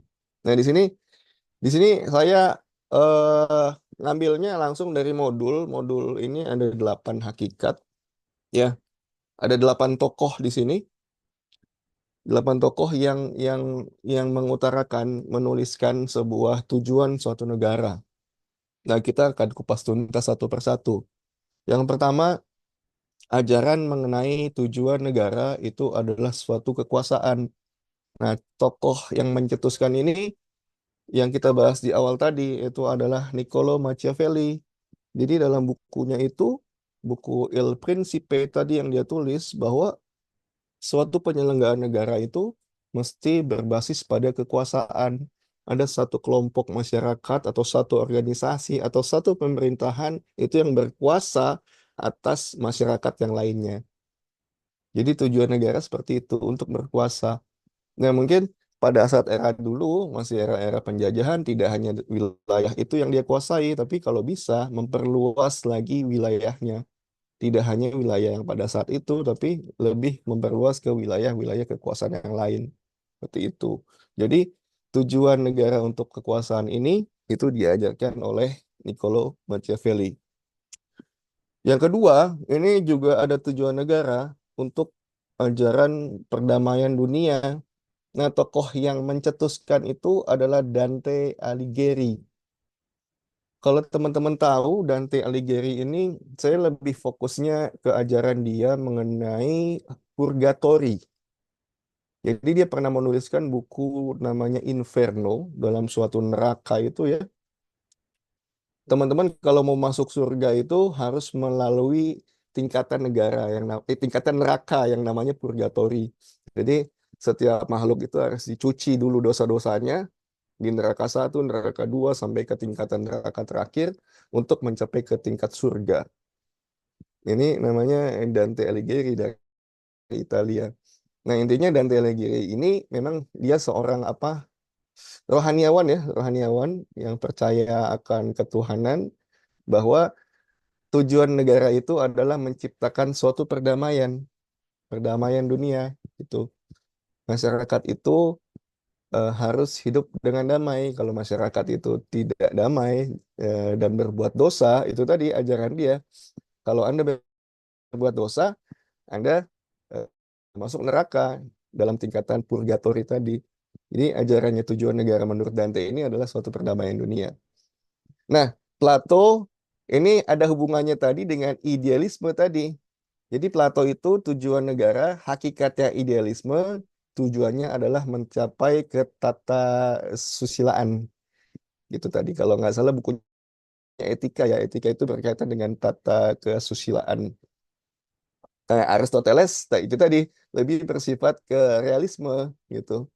Jadi tujuannya tadi ajaran realisme tadi saya sampaikan adalah manusia itu kan punya kebutuhan ya, kebutuhan yang saling beragam. Nah, untuk memenuhi kebutuhan itu tujuannya apa? Untuk mencapai suatu kebahagiaan dalam masyarakat. Itu tujuan negara menurut Aristoteles. Jadi tokoh-tokoh ini yang mencetuskan tujuan sebuah negara. Nah, beda lagi. Nih dengan Thomas Aquinas. Tujuan negara dia ini, Thomas Aquinas ini seorang santo ya, Santo Paus, Santo Paus. Jadi temannya Thomas Aquinas ini namanya Santo Agustinus. Jadi menurut dia, karena dia memang berprofesi sebagai rohaniawan, sama seperti Dante tadi. Jadi menurut dia tujuan negara itu adalah tujuan teokrasi atau ketuhanan, ya. Nanti kita akan bahas ini nih di teori ketuhanan nanti nih. Itu. Nah, lanjut lagi ke Montesquieu. Montesquieu ini pencetus ininya ya, apa Montesquieu ini pencetus eh, tiga pilar tiga pilar negara ya, yudikatif, legislatif, dan eksekutif. Nah, Montesquieu ini mendapat inspirasi juga dari pemikirannya Dante. Jadi selain perdamaian, menurut dia bahwa tujuan suatu negara ini adalah keamanan dan ketertiban dalam masyarakat. Jadi seperti itu, ya. Jadi Montesquieu ini ada hubungannya dengan Dante. Jadi kalau teman-teman baca di pedoman itu, memang ada satu pemikiran antara Dante dan Montesquieu. Selain perdamaian dunia, eh, tujuan suatu negara itu adalah penciptaan keamanan dalam masyarakat dan ketertiban dalam masyarakat. Begitu. Nah, selanjutnya dari Immanuel Kant. Nah, Immanuel Kant ini juga pemikirannya berasal dari Hans Kelsen tadi. Dia sama-sama pakar hukum. Nah, karena pakar hukum, maka pemikirannya didominasi bahwa tujuan negara itu adalah untuk mengatur masyarakat ke dalam hukum-hukum positif. Nanti teman-teman yang kuliah hukum akan banyak membaca karyanya Immanuel Kant. Dan terakhir ini yang paling yang dijadikan rujukan berbagai negara, ya, bahwa tujuan negara itu adalah welfare state, artinya kesejahteraan masyarakat, termasuk Indonesia. Indonesia juga merujuk kepada satu tujuan negara, yaitu adalah kesejahteraan masyarakat. Jadi ini pemikirannya di apa dicetuskan pertama kali oleh tokoh dari Jerman juga nih, namanya Cannenberg, bahwa tujuan suatu negara itu adalah adanya kesejahteraan masyarakat. Kalau masyarakat tidak sejahtera, itu bukan tujuan negara. Itu. Jadi tujuan negara ini di di di dari delapan ini, eh, sebetulnya kalau kita kaji ya, kalau kita kaji lebih lebih dalam, tujuan-tujuan negara yang dicetuskan oleh tokoh-tokoh ini tidak hanya delapan, mungkin lebih banyak. Itu dirangkum menjadi 5 sila negara di Indonesia, Pancasila. Pancasila itu adalah tujuan negara yang diciptakan oleh founding parents kita pada saat itu, yang berasal dari pemikiran-pemikiran tokoh ini. Ya, kecuali mungkin Machiavelli ya. Machiavelli ini ajaran diktator gitu. Jadi itu ya teman-teman, ini ada delapan delapan tujuan negara yang tadi ada hubungannya dengan hakikat negara, di mana tujuan negara ini dicetuskan oleh tokoh-tokoh sesuai dengan bidangnya. Itu. Kalau dia dia memang sarjana hukum pada saat itu, tujuan negaranya didasarkan oleh pemikiran dia tentang hukum. Contoh Immanuel Kant. Kalau dia tokoh-tokoh dari rohaniawan seperti Thomas Aquinas, tujuan negara yang ya berdasarkan dengan profesi dia, bahwa tujuan negara adalah suatu teokrasi. Begitu. Jadi ini delapan delapan yang saya rangkum, teman-teman cukup pahami ini, cukup pahami satu kata ini, teman-teman akan lebih memahami makna dari tujuan sebuah negara. Gitu. Ada argumen, counter argumen mungkin silakan.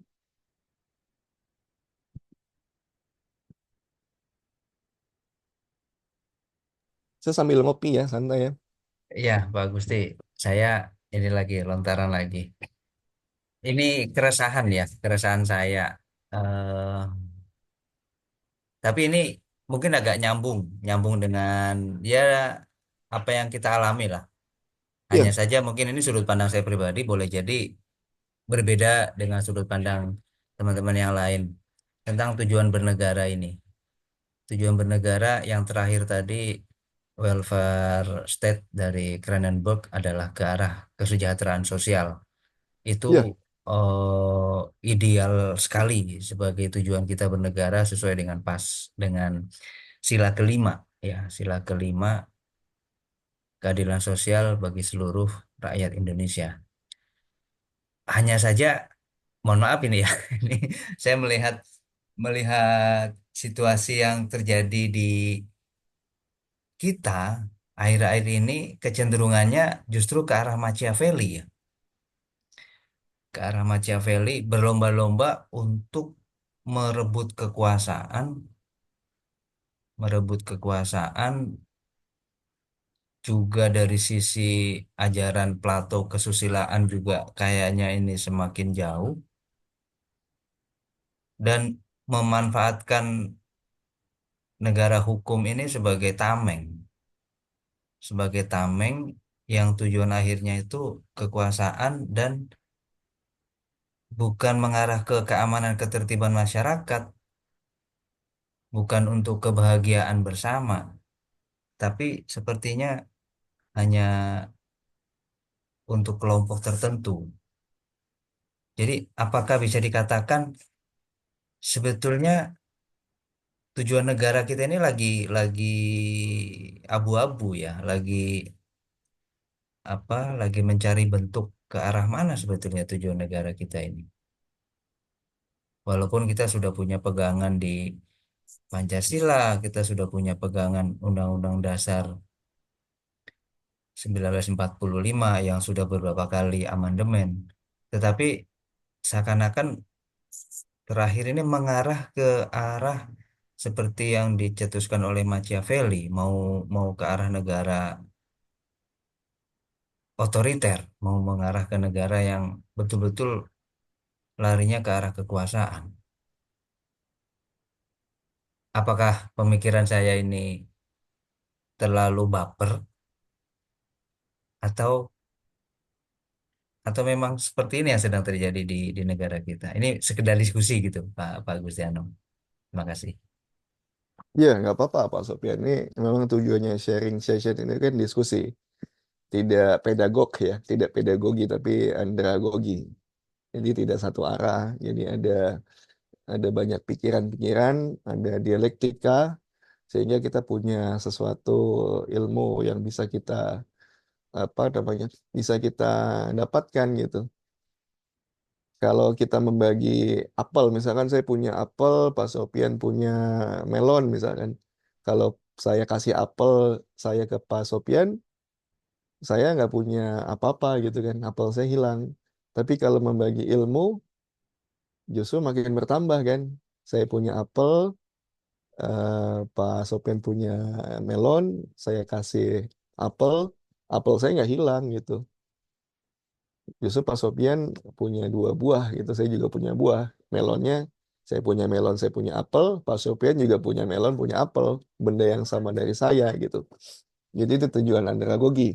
Nah, kalau kita tanya kepada orang Papua sekarang, orang Papua nih ya, itu lebih milih sila ketiga atau sila kelima.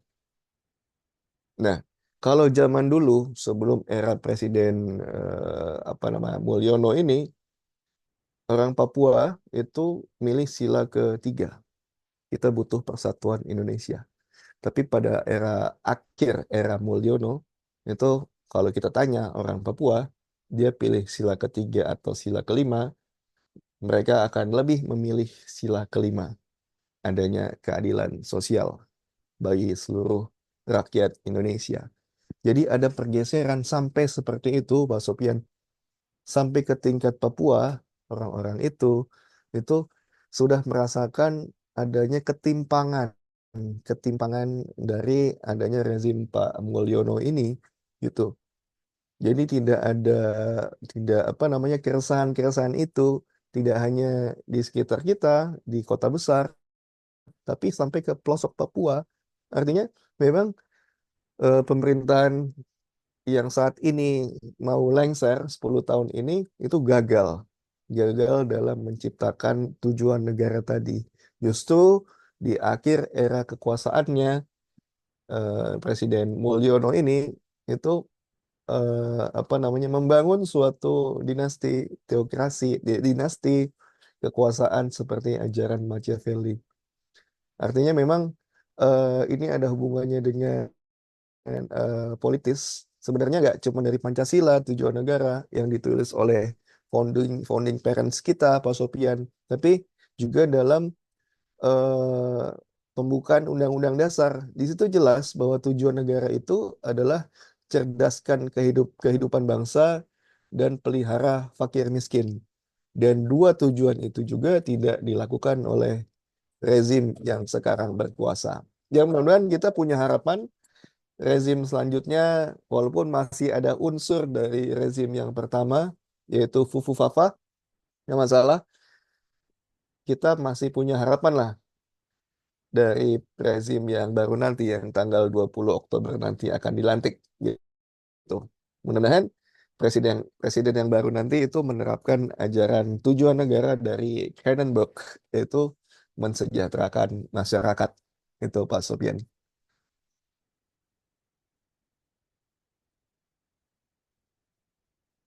Ya, amin ya, Pak Gilang. Oke, ya. Gimana ada lagi tujuan negara sebelum kita lanjut ke materi selanjutnya? Ya, kita lanjut aja ya, santai ya. Sekarang jam berapa nih? 19.36 ya, masih setengah jam. Nah, ini yang ditunggu-tunggu. Ini kita akan membedah mengenai inti. Nah, inti kajian kita malam ini mengenai teori asal mula negara ini yang akan kita bahas lebih dalam lagi. Oke? Nah, baik. Dalam buku modul ini juga saya acuannya modul ya, karena ada banyak teori asal mula negara. Kalau dalam bukunya Algame Statleh dari Josh Jelinek ini ada 8 teori. Nah, tapi kalau 8 teori dalam satu malam, menurut saya agak berat kita bahas. Jadi saya ikut dari buku modul, ada 4 teori asal mula negara yang akan kita bahas satu persatu. Yang pertama, teori kenyataan. Nah, teori kenyataan ini teori yang pertama kali dicetuskan bahwa asal mula negara itu adalah adanya terpenuhinya semua unsur-unsur negara. Yang tadi sudah kita bahas di slide kedua, bahwa unsur-unsur negara itu adanya wilayah, adanya penduduk, dan adanya pemerintahan yang berdaulat. Ditambah dengan deklarasi dari negara lain, gitu. Deklarasi kepada negara lain untuk pengakuannya secara de jure maupun de facto. Jadi teori kenyataan ini adalah teori yang mengajarkan bahwa teori asal mula negara ini adalah terpenuhinya semua unsur-unsur negara. Begitu. Nah, lanjut ke teori yang kedua, asal mula negara itu ada namanya teori ketuhanan. Nah, teori ketuhanan ini dicetuskan tentu saja namanya ketuhanan itu adalah tokoh-tokoh rohaniawan pada saat itu, pada zaman era abad pertengahan, bahwa munculnya suatu negara itu karena adanya kehendak Tuhan. Munculnya suatu negara itu adanya kehendak Tuhan. Nah, tokoh yang berpendapat tadi yang kita bahas tadi ya, tujuan negara tadi, Thomas Aquinas, ya, Thomas Aquinas ini berpendapat bahwa seorang raja dan seorang paus itu merupakan suatu wakil Tuhan yang kedudukannya sama. Jadi artinya sama-sama harus ditaati oleh masyarakat. Jadi raja dan paus punya punya kedudukan yang sama karena mereka berdua merupakan wakil dari Tuhan yang menciptakan suatu negara. Nah, kemudian di counter counter argumen oleh Santo Agustinus juga, ini seorang rohaniawan juga, bahwa tidak salah. Menurut dia hanya paus lah seorang wakil Tuhan. Raja bukan wakil dari Tuhan. Hanya paus yang merupakan wakil dari Tuhan seperti itu. Nah, menurut dia kerajaan itu sebetulnya tidak tidak apa namanya? Tidak cuma satu menurut dia. Menurut dia ada namanya kerajaan Tuhan dan ada namanya kerajaan setan. Kerajaan Tuhan itu kerajaan yang di apa namanya? Yang di dalam dalam Alkitab saat itu sudah dicatat bahwa ada kerajaan Tuhan dalam Alkitab sana. Dan ada juga kerajaan setan gitu. Kerajaan setan itu, nah, di dalam dalam pendapatnya Agustinus itu kerajaan Tuhan itu adalah yang mengajarkan suatu kebenaran-kebenaran yang tidak menyesatkan masyarakat sesuai dengan ajaran dari kerajaan setan. Nah, ajaran kerajaan setan ini ajaran yang membentuk pola masyarakat untuk bersikap bertindak sewenang-wenang, bertindak negatif seperti itu. Nah, ini teori ketuhanan yang tokoh utamanya itu tadi Thomas Aquinas dan Agustinus yang sama pemikirannya bahwa negara itu dari Tuhan, tapi hanya berbeda di wakil Tuhannya. Aquinas berpendapat bahwa raja dan paus kedudukannya sama, tapi Agustinus hanya mengatakan bahwa hanya pauslah wakil Tuhan. Tidak ada, bukan raja, bukan wakil dari Tuhan. Seperti itu.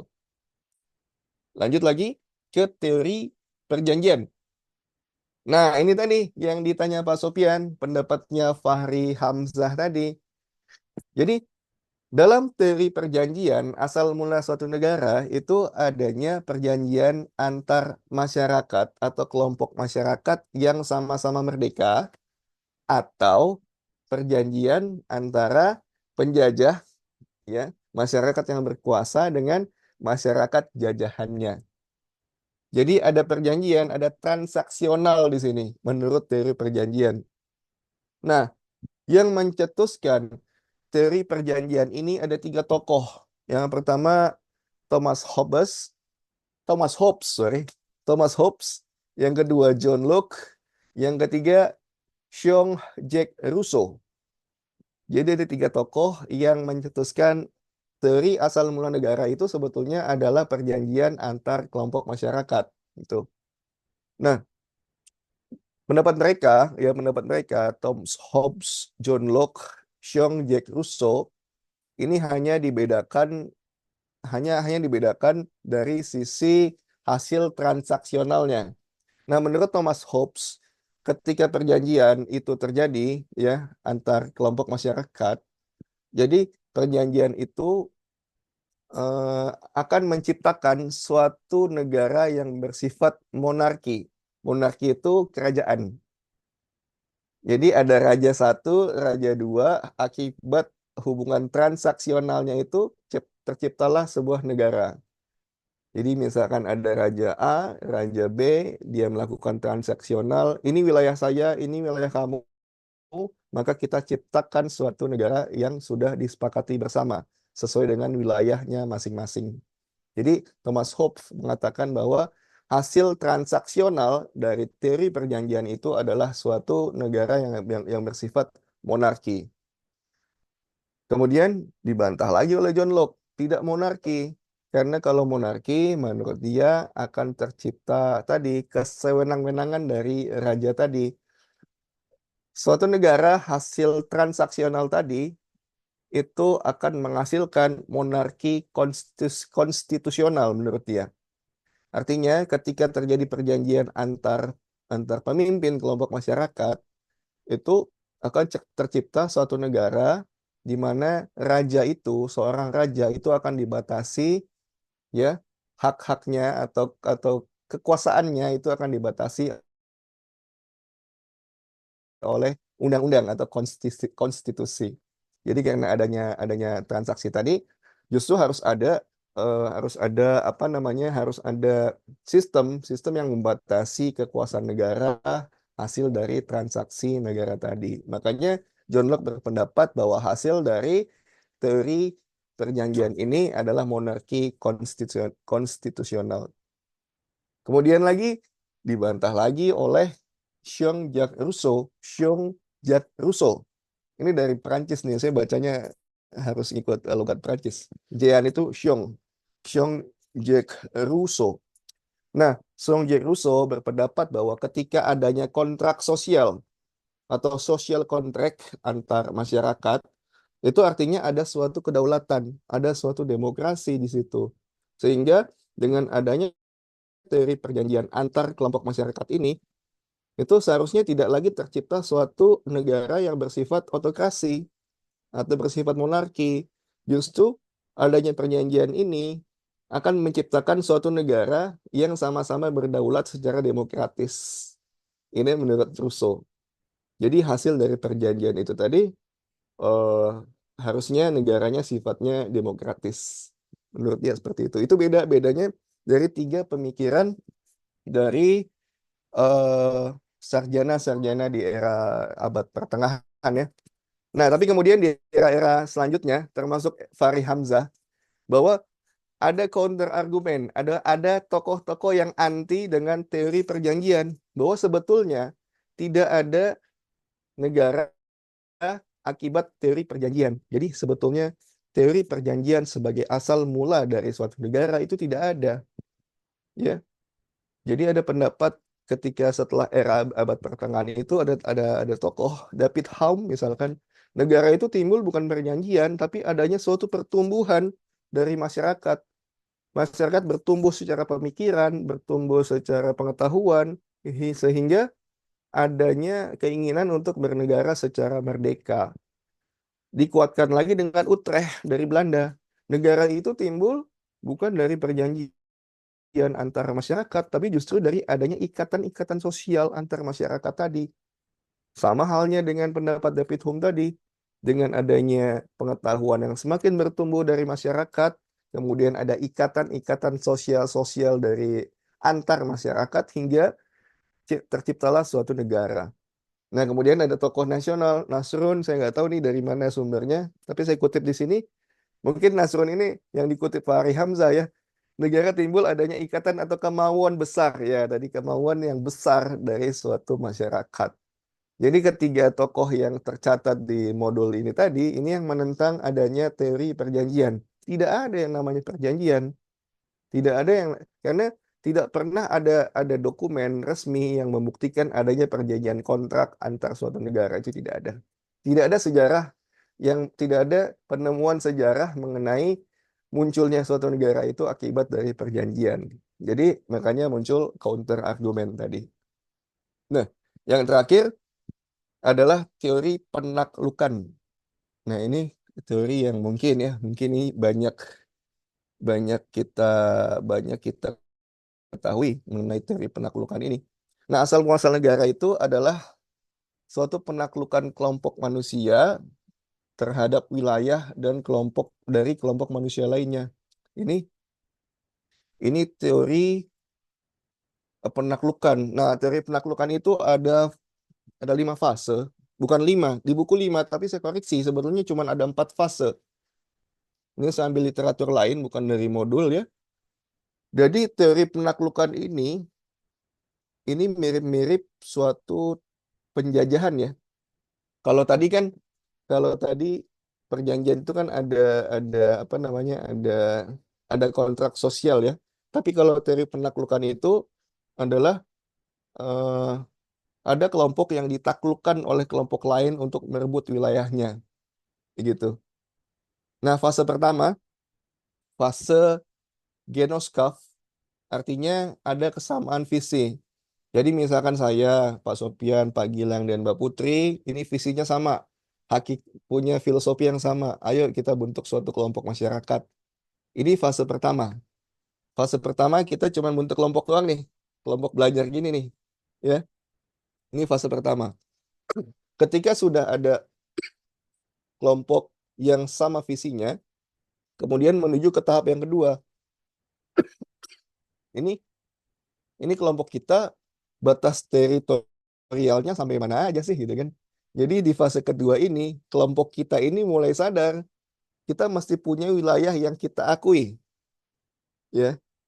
Ini kita punya wilayah yang kita akui, ini wilayah kita gitu, yang tidak diakui oleh kelompok yang lain, ya. Jadi di fase kedua ini setelah kita ciptakan kelompok, kita harus punya wilayah dong, kita harus punya teritori. Kelompok kita ini kelompok yang yang punya teritorial. Nah, disinilah munculnya teori penaklukan tadi, teman-teman. Jadi karena ada kesadaran hak milik suatu teritori, maka kelompok yang dominan itu akan menaklukkan kelompok yang tidak dominan untuk mengambil hak milik wilayahnya. Jadi teori penaklukan ini muncul di fase kedua. Adanya kesadaran untuk menguasai wilayah. dari kelompok lain. Begitu.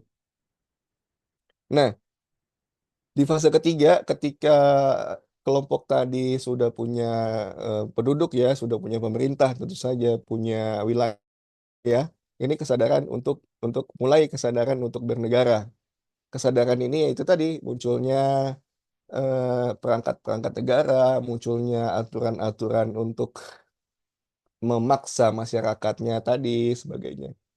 Jadi setelah kita punya kelompok tadi punya wilayah, mulailah di fase ketiga ini membentuk suatu negara dengan perangkat-perangkatnya. Mulai ada kesadaran bahwa kita harus bernegara dan kita harus diakui oleh negara lain. Nah, fase keempat, fase keempat ini ketika negara sudah terbentuk secara sustainable ya. Nah, di sini fase ketiga ini masih masih apa namanya? Masih di fase keempat ini fase penyempurnaan, teman-teman. Di fase keempat ini ketika terbentuk suatu negara, di fase keempat adalah terbentuknya suatu ideologi negara. Apakah bersifat demokratis atau bersifat diktator. Ya, di fase keempat ini adalah fase di mana negara tadi menentukan ideologi negaranya, menentukan apakah negara ini akan bersifat demokrasi atau bersifat diktator. Ya, nah kalau di buku fase diktatur ini itu masuk fase kelima.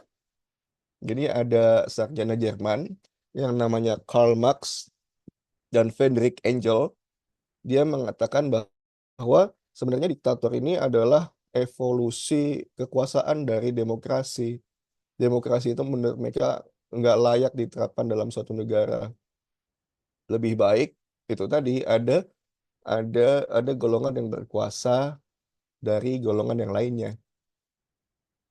Karena ini dasarnya merupakan teori penaklukan, artinya ada yang kuat dan ada yang lemah. Nah, yang kuat ini harus mendominasi masyarakat yang lemah. Jadi, tapi tapi banyak sarjana lain tidak setuju dengan pendapat Karl Marx tadi bahwa demokrasilah merupakan konsep negara yang sesungguhnya, bukan diktator. Menurut pendapatnya Karl Marx dan Friedrich Engel ini. Begitu. Jadi itu ya teman-teman. Jadi empat asal muasal negara tadi, empat empat teorinya, teori kenyataan, terpenuhinya unsur, teori ketuhanan, jelas ini berhubungan dengan negara adalah ciptaan Tuhan.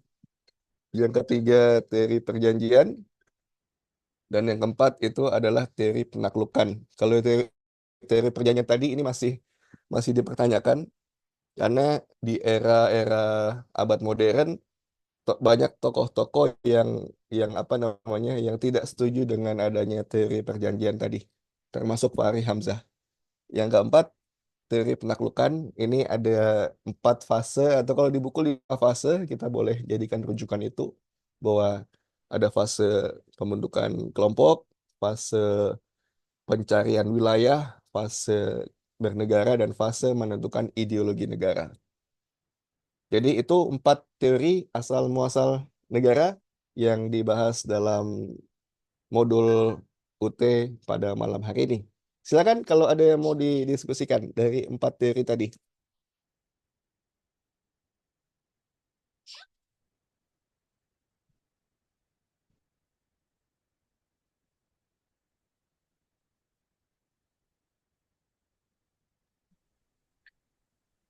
Kalau belum ada saya lagi, Pak Gusti. Ya boleh, silakan santai. Ya, ini liar ini saya, berpikirnya liar ini. Iya justru bagus, semakin liar semakin bagus. Karena Teori pikiran itu nggak perjanjian, bisa dibatasi. Mm-mm. teori perjanjian. Jadi saya liarnya ini juga kembali ke kondisi yang ada antara perjanjian dengan kontra perjanjian. Kalau saya Iya, iya. melihat ini boleh jadi rezim Mulyono ini ada perjanjian itu antara oligarki dengan government, antara oligarki dengan government. Tapi saya akhirnya semacam punya harapan pada rezim yang baru itu counter, akan mengcounter. Jadi dengan backgroundnya Pak Prabowo dari militer yang tentu eh, apa ya, doktrin militer yang Pak Prabowo dapatkan pada saat masih aktif, itu militer itu tentu lebih kuat untuk mempertahankan negara, untuk menjaga negara. Kalaupun kemarin pada saat proses pemilunya, ya itu cara politik yang dijalani oleh Pak Prabowo untuk akhirnya bisa mendapatkan kekuasaan. Ya semoga saja sih ini bukan harapan kosong bahwa Pak Prabowo akan menunjukkan jati dirinya sebagai seorang militer yang ada doktrin bernegara, doktrin menjaga negara, yang semoga saja perjanjian antara oligarki dengan government ini bisa diselesaikan, bisa diputus. Jadi akhirnya kita bisa menjadi kembali negara yang berdaulat, negara kesatuan Republik Indonesia yang memang adanya negara ini untuk seluruh masyarakat, untuk keadilan sosial bagi seluruh masyarakat, bukan bukan sebagai negara yang dimiliki oleh kelompok-kelompok tertentu. Jadi mudah-mudahan teori perjanjian ini pemikiran liar saya ya. Pemikiran liar Iya, iya, saya, iya. Pak Prabowo akan mengembalikannya, akan mengembalikan. Walaupun saya kemarin bukan pemilihnya Pak Prabowo, tapi ya harapan lah, semoga aja Indonesia masih tetap ada dan Indonesia nggak akan pernah hilang sih. Cuma saya khawatirnya yang menikmati Indonesia ini bukan bukan bangsa Indonesia, tapi justru bangsa lain. Itu lontaran Pak Gusti, terima kasih. Ya, dalam istilah hukum Pak Sopyan dan teman-teman lain ada istilah fakta sunt servanda. Ini sering dilontarkan oleh Rocky Gerung ya, fakta sunt servanda. Artinya perjanjian itu harus ditepati, fakta sunt servanda. Dan pemerintah memang betul itu melakukan perjanjian dengan oligarki. Ya, dampaknya apa? Menurut menurut pemerintah, dampak mereka melakukan perjanjian dengan oligarki itu ada dua. Yang pertama itu ada dukungan politik. Dengan adanya oligarki, semua sokongan dana untuk kampanye, untuk melakukan aktivitas dalam pemilihan elektabilitas itu didukung oleh oligarki.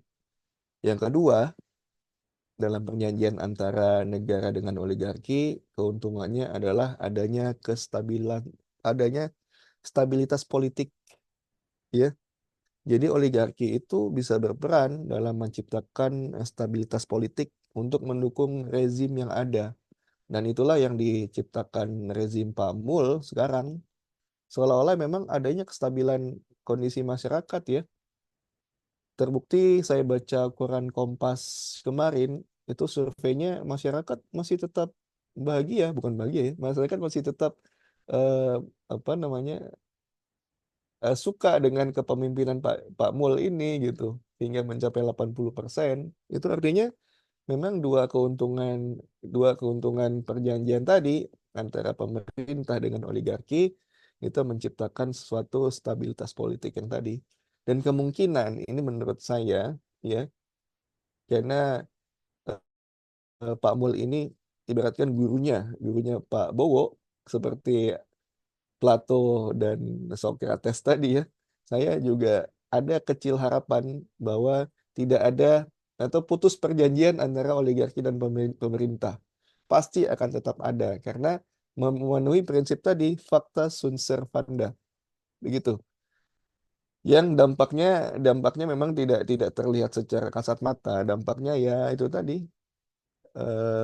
apa namanya, pengaruh ekonomi, pengaruh apa namanya, keadilan sosial, disparitas pendapatan, kemudian korupsi itu akan semakin meningkat. Dan itu yang gambaran itu yang mungkin saya akan lihat 5 tahun ke depan. Walaupun saya masih ada sedikit harapan dengan rezimnya Pak Bowo nanti. Begitu Pak Sopyan.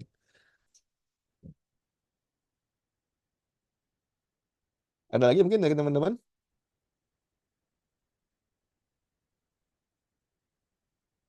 Ya ini ada komen dari nggak Putri. Mungkin terpengen ini tidak hanya pusat saja, mungkin maka bahkan pemerintahan desa. Kondisi negara tidak baik-baik saja. Ya, ya semua pendapat boleh mengatakan bahwa negara tidak baik-baik saja. Cuman di golongan penguasa mengatakan bahwa negara ini sedang bertumbuh, bahkan sedang menuju kepada Indonesia emas di tahun 2045. Jadi gitu. Kayaknya malah Indonesia cemas. Ya, ya lihat aja kalau pemerintah tuh slogan kemarin terakhir tuh 17 Agustus ya. Apa itu slogannya? Indonesia maju menuju Indonesia emas gitu. Jadi itu. Ya, ada lagi silakan. Ini ada Pak Rahmat Ramadan baru ya, baru join juga. Iya, Pak Rahmat Ramadan. Silakan, ayo kita diskusi. Jadi kita berterima kasih sekali ada Pak Gusti di grup kita dan Pak Gusti eh, saya appreciate banget ya. Jadi ternyata Pak Gusti backgroundnya ini sudah cukup mumpuni, sudah cukup mumpuni karena beliau juga kan di tahap akhir menyelesaikan disertasi S3 di ilmu hukum di Unhas dan saya nggak menyangka kalau kalau ternyata Pak Gusti sedang sedang tahap akhir di S3 hukum loh. Jadi dan Pak Gusti dengan sukarela berbagi, oh Pak Rahmat masih di jalan. Ya, Pak Gusti dengan sukarela berbagi kepada kita untuk sama-sama belajar dan saya tidak tahu sebetulnya nih Pak Gusti menyiapkan materi ini apakah memang sudah siap sebelumnya atau Pak Gusti memang memberikan waktu untuk menyusun khusus materi ilmu negara ini bagi bagi kesempatan kita belajar bersama. Jadi saya secara pribadi sangat-sangat memberikan apresiasi ke Pak Gusti dan berterima kasih sekali Pak Gusti meluangkan waktunya, meluangkan pikirannya untuk kita bukan cuma sekali. Pak Gusti sudah menyatakan komitmennya sampai 8 kali kita akan melakukan diskusi secara online ini. Dan terakhir kalau tidak salah ada usulan nanti yang terakhir barangkali Pak Gusti online, tapi eh, kita yang dekat dengan kantor UT bisa bisa offline. Rencananya saya mau izin ke kantor UT untuk pakai LCD di kantor UT. Jadi yang dekat dengan kantor UT bisa offline dan Pak Gusti misalnya tanggal tersebut sedang di luar kota, jauh dari kantor UT tetap bisa bisa sharing secara online. Dan sepertinya di pertemuan terakhir kita bergeser waktu karena kalau pakai kantor UT kan nggak mungkin malam ya Pak Gusti ya. Kita Iya, akan iya. akan bergeser di pagi atau siang. Nanti masih lihat waktunya. Silakan Mas Gilang atau Mbak Putri ada lagi lontaran diskusi. Ya, silakan. Mas Gilang atau Mbak Putri lagi dengan keponakan, Pak Rahmat lagi di jalan ya. Ya, Iya, kalau Pak saya Rahmat lagi waktu jalan dulu tadi. di, di kantor ya pada saat di BPS itu kalau saya mau paparan gitu ada ada staf yang buatkan ya, ya kan dulu. Dan staf saya tahu bahwa saya nggak suka paparan yang banyak tulisan. Jadi saya minta paparan tuh paling banyak 5 6 7 slide lah gitu untuk menjelaskan fenomena ekonomi ya dalam kajian statistik. kan statistik banyak data ya. Jadi saya sebagai statistisi itu berusaha untuk membunyikan data, membunyikan angka. Itu tugas seorang statistisi. Nah, untuk hukum itu teman-teman tujuannya harus bisa membunyikan kata. Tuh. Satu kata teman-teman harus bisa menarasikan. Karena orang hukum itu harus pandai berpublic speaking gitu. Itu yang saya dapat pelajaran dari profesor hukum ya di Unhas. Nah, saya juga saya juga akan memposisikan eh, kan saya nggak hanya ini ya, saya juga ikut web ya Pak Sofian besok ya. Iya, Ya, besok besok ada Han, ada kriminologi. iya, saya tetap akan menyesuaikan status saya sebagai mahasiswa ya dalam dalam kelas gitu, nggak apa namanya. Ya, saya coba akan memposisikan sebagaimana saya seorang mahasiswa nanti gitu. Ya, Jadi saya akan mengkosongkan gelas saya ketika ya, saya mengikuti apa perkuliahan gitu. Kalau sekarang kan saya menuangkan isi air iya. gelas saya. Kalau sesi-sesi misalnya dengan Mbak Mona ya, Mbak Mona itu saya berusaha memposisikan untuk mengosongkan gelas agar ilmu-ilmu baru masuk dalam gelas saya gitu. Sofian.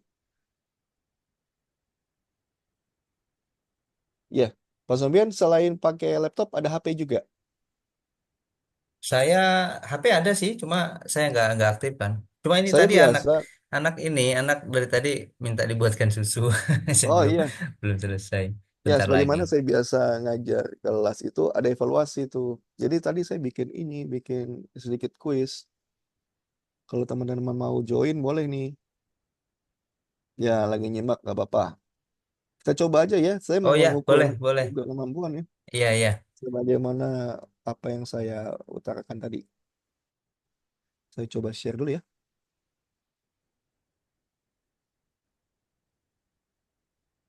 Hmm. Sebentar aja nih, cuman ini udah lewat waktu ya, nggak apa-apa ya 10. Di sana jam 9 ya.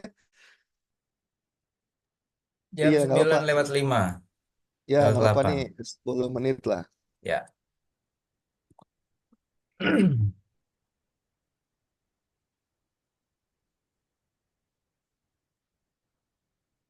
Ya, teman-teman familiar dengan Kahoot? Nah, jarang ini.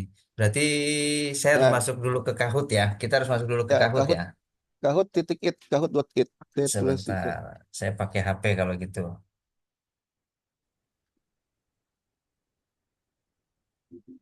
Masuk di Kahoot.it, kemudian masukkan kodenya tadi itu, tiga Ke tiga satu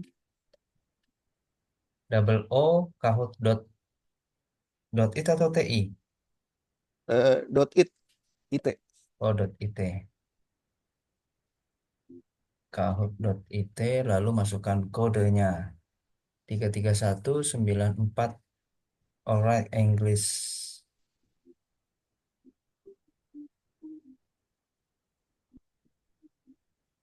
Ya, Mbak Sebentar. Putri masuk ya. Mm-mm.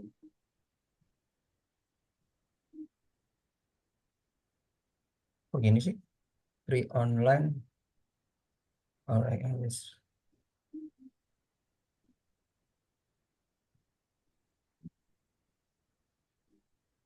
Bentar.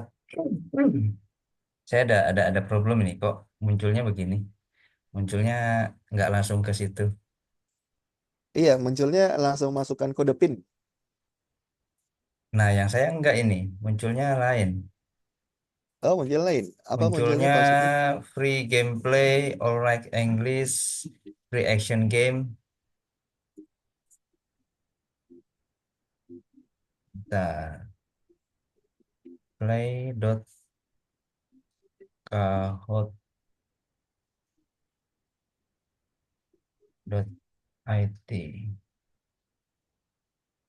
Ya, saya coba mungkin chat Pak Sofian ya. Oh,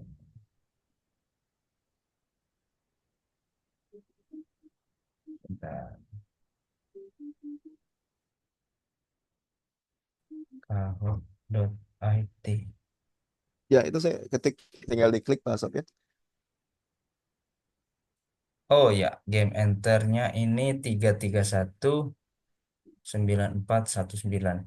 Ternyata Ya. saya salah ngetik tanpa huruf A. Oh iya iya. Iya, salah. Mohon maaf, mohon maaf. Nickname-nya dimasukkan. Oke, go. Ya. Mas Gilang lagi di jalan ya. Mas Eh Gilang sama siapa? Mas Rahmat ya. ya, nggak apa-apa. Kita mulai aja ya. Saya harus mengukur soalnya kemampuan teman-teman. Jadi, ya nanti Pak Sofian lihat ya. Jadi ada pertanyaan di layar. ABC-nya ada di HP Pak Sofian. Ini Oke. satu pertanyaan 20 detik. See your nickname on screen. Bentar, ini kok belum ada pertanyaannya belum ya? Belum ada, oke. Udah Oke, ya. ya, Saya ya. mulai ya. Siap, siap.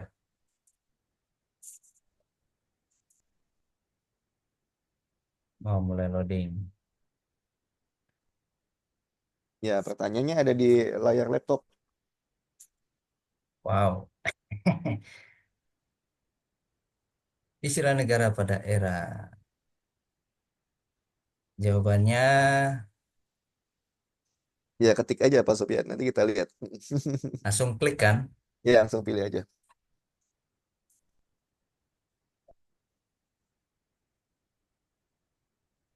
Ya, betul ya dua-duanya ya. Betul dari Italia Alhamdulillah. ya. Lo Stato, Machiavelli. Nah, ini skornya berdasarkan kecepatan ya. Tidak hanya benar, tapi kecepatan juga. Oh, Oke, speednya oke. speed.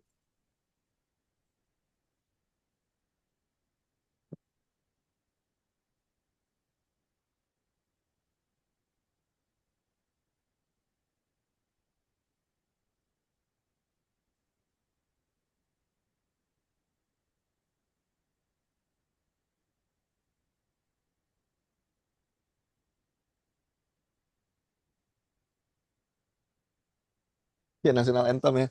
Ini saya salah ketik nih, bukan a definite theory, tapi a definite territory ya harusnya ini. Teritori, ya, ya, ya. Iya, oke, berarti oke. Baik, lanjut ya. Oke. Oh, Mbak Putri nggak jawab tadi ya. Oke, lanjut. Oh, saya pakai HP juga, Mbak Putri. Hmm. Aduh, kebahagiaan tadi siapa ya? Kebahagiaan. Aristoteles menurunkan dalam manusia. Aristoteles. Kebahagiaan.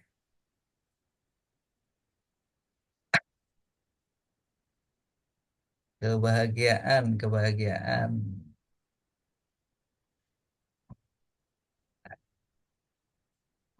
Ya, kebahagiaan Aristoteles betul ya. Aduh, Immanuel Kant kan salah, gitu. salah, salah saya. Oh ya, Montesquieu tadi Iya, iya. ketertiban. Ketertiban. Dante Alighieri perdamaian. Ya, oke. Nah, itu yang saya masih butuh waktu untuk ini. Iya, itu butuh pemahaman. Ya. Lanjut ya, Oke. santai.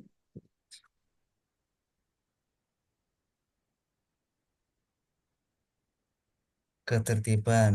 Ketertiban itu ketertiban, ketertiban. Oppenheimer. Aduh, ketertiban tadi siapa ya? Bagaimana ya? Ya, ini tricky. Ini saya ambil dari buku modul ya. Golongan kuat ke yang lemah ya. Oh, Oppenheimer, pencetus bom atom. Oppenheimer. Aduh, ya, ya, ya. Lukman itu kan ini organisasi masyarakat ya. Oh iya, organisasi masyarakat. Lukman dari Jerman ya ini. Waduh. Oh ya, nggak ada penambahan. Ya, nggak apa-apa.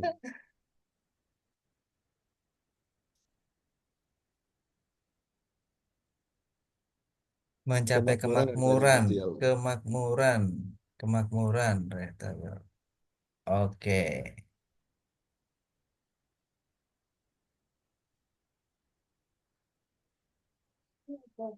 Ya, Wolfenstedt ya.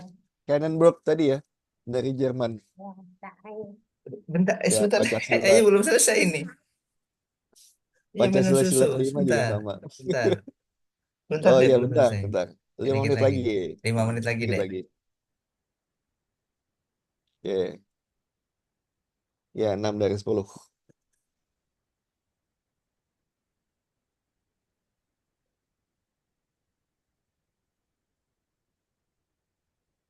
Ya, cepat ya. Teokrasi ya, jelas. Siapa paling cepat? Oh iya.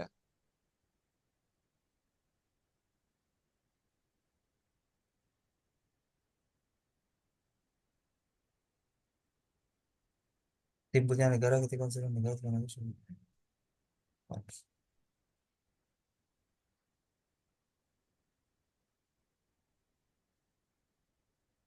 Oke, salah ya.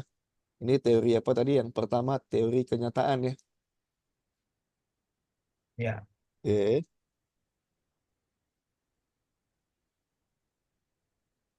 itu apa? Ya, kontrak sosial. Kontrak sosial negara. Aduh, apa tadi? Kontrak sosial. Kontrak Ini di sosial. teori teori perjanjian tadi ya. Dari perjanjian kontrak sosial. Kontrak sosial. Kontrak sosial. Kontrak sosial tadi apa?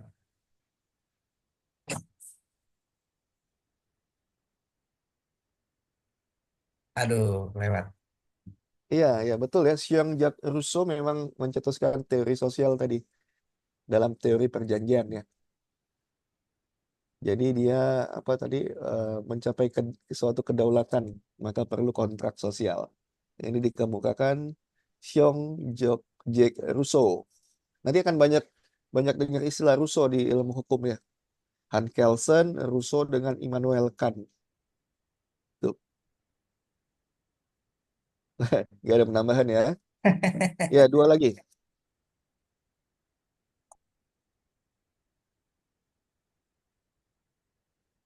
Dalam wilayah Ini merupakan fase batu unsur yang sangat penting. fase teori penaklukan. Ada 5 fase tadi, 4 atau 5 fase. True. Ya, benar ya. Wilayah itu pada fase kedua. Hmm. Ya, fase pertama mengumpulkan anggota, saya yang satu visi. Fase kedua itu tadi wilayah yang penting. Satu lagi.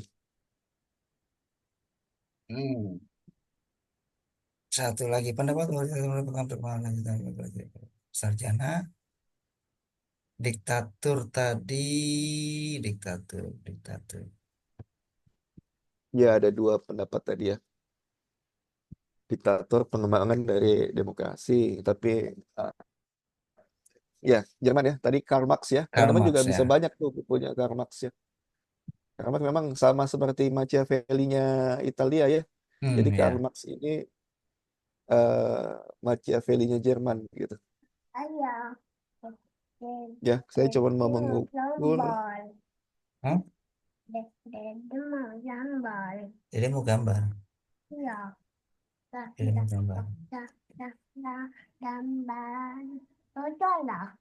Ya, oke. Coca-Cola. Berarti pemahaman teman-teman is oke ya terhadap penjelasan saya tadi. Berarti 8 ya tadi ya, 8 dari 10 ya. Iya, itu lumayan kan. Kalau 8 di 10, modul itu 8 alhamdulillah. 10 itu udah baik tuh. Iya. Udah lewat 30%, jadi sudah titik amannya sudah lewat, tambahin hasil to web kan jadi bisa A plus itu. Iya, asal jangan A minus. Makanya Jangan saya A bilang minus. tujuan saya jangan A minus, A nilai minus pemahaman. Nah, itu Saya yang saya biasa kalau mahasiswa tuh saya ini kalau bisa A bulat karena tujuan bukan apa ya. Mendapat nilai A untuk mahasiswa itu nggak perlu diapresiasi ya, karena memang tujuan mahasiswa itu untuk mendapat nilai A. Jadi saya tidak pernah mengapresiasi mahasiswa yang dapat A itu, karena memang tujuan kalian itu dapat A gitu. saya lebih milih ke pemahaman sih. Iya betul, lebih ke pemahaman. Mudah-mudahan di ilmu negara ini selain dapat A, teman-teman juga pemahamannya A gitu tentang ilmu negara Ya. gitu. Mungkin itu ya sesi malam ini ya teman-teman ya. Saya lanjut lagi nih kalau malam minggu di Jakarta, mumpung di Jakarta nih. Wah, iya, iya, iya. Terima Ada kasih Pak bertemu Gusti. Nanti teman-teman di ini sini. nanti rekamannya ini saya coba akan izin ya, saya posting ke grup Prodi Hukum untuk mematik minat lagi teman-teman yang mau belajar gitu. Iya, Karena silakan lebih banyak eh, lebih bagus. ya, jadi bisa bisa apa? eh, faedah ya, kemanfaatan ini bisa lebih banyak teman-teman yang bisa tertarik, bisa Ya, dapatkan. betul. Hmm. Hanya mahasiswa yang mengikuti sesi saya yang bisa memahami slide yang saya buat. Karena slide saya isinya hanya kata dan kata saja. Saya Gitu. juga Oke, begitu, Pak Gusti. Saya juga kalau bikin presentasi itu nggak banyak kata, tapi lebih ke ilustrasi, ya, ke gambar, ke apa ya, ya skema-skema begitu. ya betul lebih lebih ini. Iya. Oke, saya Baik. Saya Iya, terima malah kasih Pak bingung Gusti. kalau baca Terima modul, kasih. Pak. ya, Mbak Putri. Saya malah bingung kalau baca modul, Pak. Mumet. Oh, Iya, modul iya. modul itu kan cuplikan-cuplikan dari buku. Jadi kayak TikTok, 1 menit, 2 menit cuplikan dari seminar Hmm, atau dari apa tuh kalimat-kalimat motivasi dicuplik-cuplik jadi 1-2 menit ya. Sama seperti modul, cuplikan-cuplikan buku dijadikan satu dijadikan satu, iya. gitu. Oke, saya Baik, izin iya. undur diri. Heeh. Sampai Terima jumpa kasih minggu Pak depan ya. Gusti. Terima Mm. kasih teman-teman semua yang sudah hadir. Insya Allah pekan depan, Sabtu depan kita gabung lagi. Iya, slide sudah saya share di grup ya. Baik, ya. Oke, oke, saya mohon undur diri. Ya, terima kasih. Selamat malam. Salam sehat semuanya. Assalamualaikum warahmatullahi wabarakatuh. Waalaikumsalam warahmatullahi wabarakatuh. Dan langsung saya close ya ruangnya ya. Baik, sampai jumpa.